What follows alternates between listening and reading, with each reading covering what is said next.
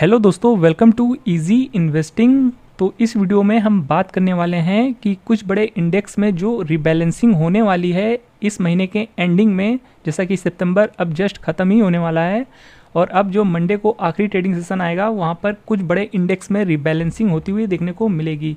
तो आइए चलिए इस वीडियो में जानेंगे कि जो बड़े इंडेक्स हैं उनमें कौन से स्टॉक को अंदर रखा गया है और कौन से उन बड़े इंडेक्स से अब स्टॉक वो निकल के बाहर होने वाले हैं।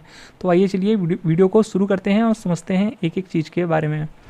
तो जैसा कि देखिए, जो मार्केट के बड़े इंडेक्स होते हैं वहाँ पर हर 6-6 महीनों में बदलाव होता रहता है। कुछ स्टॉक जो अच्छे परफॉर्म कर रहे होते हैं उन्हें अंदर शामिल किया जाता है उस इंडेक्स में, और उस पर्टिकुलर इंडेक्स में जो स्टॉक अच्छा परफॉर्म नहीं कर रहे होते हैं उन्हें हर 6 महीने बाद उस इंडेक्स से बाहर कर दिया जाता है। और जनरली ये काम हर 6 महीनों में होता है, जो कि मार्च के एंडिंग में और सितंबर के एंडिंग में ये होता है। तो अब जैसा कि सितंबर जस्ट ख़त्म होने वाला है, अब मंडे का मार्केट जो होगा वो लास्ट ट्रेडिंग सेशन होगा इस महीने का। तो वहाँ पर बहुत से बड़े इंडेक्स में हमें बहुत से बदलाव देखने को मिलेंगे, रिबैलेंसिंग होगी। तो चलिए देख लेते हैं जो बड़े इंडेक्स हैं मार्केट में उनमें क्या कुछ बदलाव होता हुआ देखने को मिलेगा। तो चलिए बात कर लेते हैं। तो देखिए, ये है आईसीआईसीआई डायरेक्ट की वेबसाइट। तो यहाँ पर हमें एक डेटा देखने को मिला है जो कि हम आपके साथ शेयर करना चाहेंगे, और यहाँ पर रिबैलेंसिंग के बारे में बताया गया है। तो सबसे पहले शुरुआत करते हैं देखिए निफ्टी 50 से। तो निफ्टी 50 में क्या कुछ बदलाव होने वाला है, तो जैसा कि देख सकते हैं जो कंपनियों को यहाँ पर इंक्लूड किया गया है वो आप यहाँ देख सकते हैं। तो पहली कंपनी जो इंक्लूड की गई है, जो शामिल किया जाएगा जिन स्टॉक को निफ्टी 50 में, वो है देखिए भारत इलेक्ट्रॉनिक्स, और फिर दूसरी ट्रेंट लिमिटेड। तो इन कंपनियों को शामिल किया जाएगा। तो अब जब दो कंपनियां इस इंडेक्स में आएंगी तो जाहिर सी बात है दो कंपनियों को अब यहाँ से निकालना भी पड़ेगा जो अच्छा परफॉर्म नहीं कर रही थी बीते कुछ समय से। तो यहाँ पर देख सकते हैं पहली कंपनी जो अब निफ्टी 50 से बाहर होने वाली है, यानी जो एक्सक्लूड होने वाली है, तो वो देख सकते हैं पहली कंपनी है देखिए देवीस लेबोरेटरीज लिमिटेड।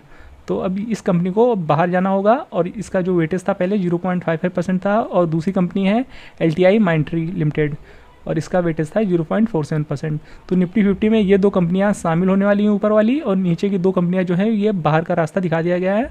तो अब चलिए बात कर लेते हैं बैंक निफ्टी। तो बैंक निफ्टी में देखिए एक कंपनी का सिर्फ बदलाव किया गया है, जिसमें कि जिस कंपनी को शामिल किया गया है बैंक निफ्टी में वो है देखिए केनरा बैंक। केनरा बैंक को अब निफ्टी बैंक में शामिल कर लिया गया है, और उसकी जगह अब देखिए बंधन बैंक को एक्सक्लूड कर दिया गया है, यानी इसे निफ्टी बैंक से हटा दिया गया है बंधन बैंक लिमिटेड को, जिसका कि पहले वेटेज था 1.98%। तो बैंक निफ्टी में भी एक कंपनी का बदलाव हुआ है।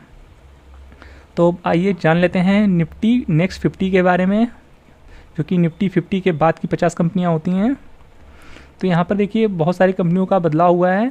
यहाँ पर जो कंपनियों को इंक्लूड किया गया है, यानी शामिल किया गया है, देख सकते हैं उसमें पहली कंपनी है भारत हैवी इलेक्ट्रॉनिक लिमिटेड, दूसरी देवीस लेबोरेटरीज। देखिए ये निफ्टी 50 से निकल करके अब निफ्टी नेक्स्ट 50 में चली गई है। जाहिर सी बात है निफ्टी 50 से बाहर होगी तो निफ्टी नेक्स्ट 50 में ही जाती है कंपनियां। और फिर देखिए यहाँ पर देख सकते हैं तीसरी कंपनी JSW एनर्जी लिमिटेड, और चौथी कंपनी LTI माइंट्री, और यहाँ पर पाँचवीं कंपनी देखने को मिल जाती है मैक्रोटेक डेवलपर्स लिमिटेड, और छठी कंपनी NHPC लिमिटेड, और सातवीं company union bank of India. और यहाँ पर जिन कंपनियों को यहाँ से निकाला गया है, निफ्टी नेक्स्ट 50 से हटाया गया है, उनका भी नाम आप यहाँ देख सकते हैं। तो जैसा कि देख सकते हैं पहली कंपनी है बर्जर पेंट्स, जिसे यहाँ से हटा दिया गया है निफ्टी नेक्स्ट 50 से, जो कि काफ़ी समय से परफॉर्म नहीं कर रही थी। और दूसरी कंपनी निकल के आती है भारत इलेक्ट्रॉनिक्स लिमिटेड, और तीसरी कंपनी कोलगेट, और चौथी कंपनी निकल के आती है मारिको, और पाँचवीं company SBI cards and payment services limited, और छठी कंपनी SRF लिमिटेड, और सातवीं कंपनी ट्रेंड लिमिटेड। तो ये सारा हमें यहाँ पर देखने को मिल रहा है। तो यहाँ पर बहुत बदलाव हुए हैं, 7 कंपनियों का बदलाव हुआ है।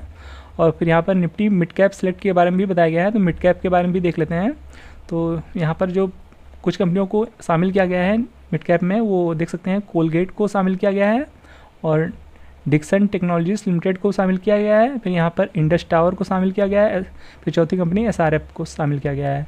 और जो 4 कंपनियों को यहाँ से हटाया गया है वो आप देख सकते हैं जुबिलिएंट फूड वर्क लिमिटेड, और दूसरी कंपनी पेज इंडस्ट्रीज़, और तीसरी UPL लिमिटेड, और चौथी कंपनी होती है यहाँ पर वोडाफोन आइडिया लिमिटेड। तो ये सारे कुछ हमें बदलाव देखने को मिल रहे हैं ये 4 इंडेक्स में। यहाँ पर फिलहाल से 4 ही इंडेक्स के बारे में बताया गया है जो कि मार्केट के मेन इंडेक्स हैं। और बाकी और भी जो इंडेक्स है मार्केट में वहाँ भी बदला हुआ है, पर अभी उनका डेटा अवेलेबल नहीं है। अगर हमारे पास डेटा अवेलेबल होगा तो उनके बारे में भी हम आपके साथ अपडेट शेयर करेंगे। वैसे ये जो 4 मेन इंडेक्स होते हैं ब्रॉडर मार्केट के, वो हमने आपके साथ शेयर कर दिया है और जनरली लोग इसी में इन्वेस्ट करते हैं, तो हमने ये 4 इंडेक्स के बारे में यहाँ पर बात किया है।